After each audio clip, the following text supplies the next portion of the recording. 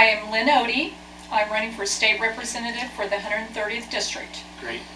How did you get into this race?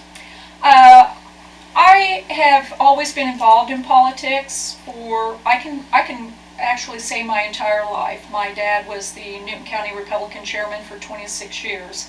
So politics was part of our family life.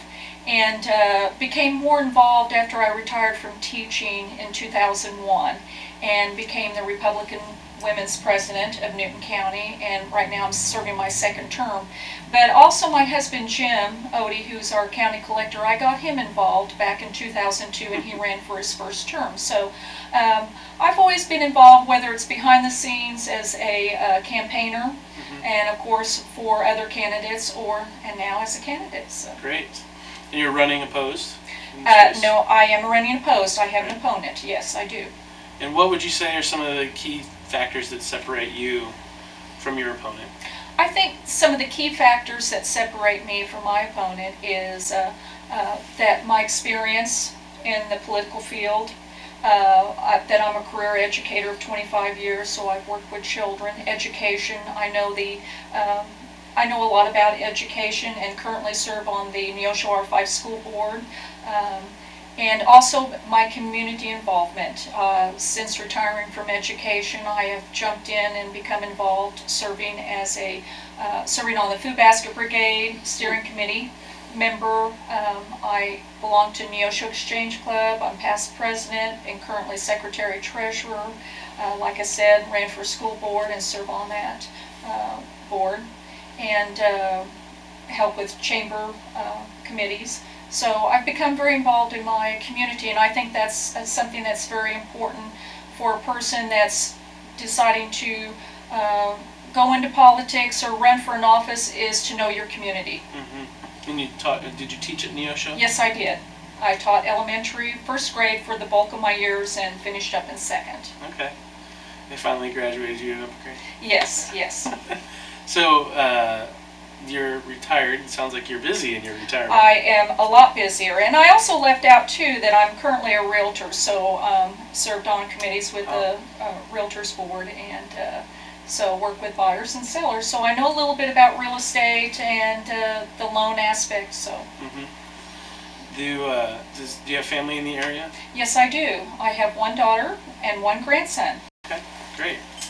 Do you think? Well, I should have touched on the real estate. Do you think the market's continuing to pick up, or what have you sensed in your experience? I think in our area, it seems like our area, we're a little bit sheltered from some areas, and I think it's hit us as far as the market. It has hit us last. We're slow right now in our area, and you only see certain price ranges that are selling right now. But I think it will hopefully continue to, or start to pick up. I think it's made it hard for buyers too, because banks have had some regulations put on them. They're not loaning money as freely as they had before, so it's very hard for buyers to get a loan right now. Now, if you're elected, what would be your top priorities? I really don't have a top priority. I just know what I want to focus on. I think until you get up there and you are in the midst of it, and you know the issues, and you meet people, issues are always going to change from year to year, but you're also going to have the same issues that were worked on last session. But what I'm going to bring to the table, of course, is my experience in education.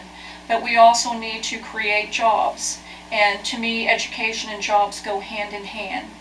Unless we are able to educate and graduate young people to enter the workforce, because not all people are going to go to college. Not all young people are going to go to a technical school. So many of them will go ahead and go into the workforce. And we want to make sure that we keep those children in school and graduate them so that they can be productive in the workforce. But education, jobs, for sure, we need to create, keep, and prepare for the 21st century, a very knowledgeable workforce. And of course, too, the elderly, we want to make sure we take care of them, because now with costs going up and they're on a fixed income, it's harder for them. Healthcare costs are going to go up. We don't know what we're going to see in the next couple of years until Obamacare starts going into effect. It's going to be harder for them. So, So if education and health jobs go so hand in hand, how is that going to affect me if we have you as our rep and we have good schools or bad schools? How is that really going to affect me and the community, the jobs that are here in Joplin? well, you're going to see a productive workforce. You're also going to see a more knowledgeable society. And what we're wanting to do is we want to create jobs that are good paying jobs to support families. You want to be able to support your family, and that's how it will affect you. Right. We've had as a state, we can't create money, our own currency, so we can raise taxes or we can cut services, cut the budget somewhere. When you're facing a tough decision like that, how do you make that decision? Well, nobody likes taxes, and that's what I'll fight for, is to not raise taxes. You'll have to look very hard at areas that we can cut, as they say, the fat. I know next year, for this coming budget year, we're seeing a $500 million deficit. They're saying right now for 2012, we're looking at a $900 million, up close to $1 billion deficit. That means there will be more cuts in education, in healthcare, and so we want to make sure we can look at everything to not put in place taxes, because that also affects jobs. It affects employment and services for the employees of businesses. That's kind of a rock and a hard place with the, taxes and cutting, because it's unpopular either way. Right. Have you had decisions like that you've had to make in your own career, your own life? And would Well, you share with us if you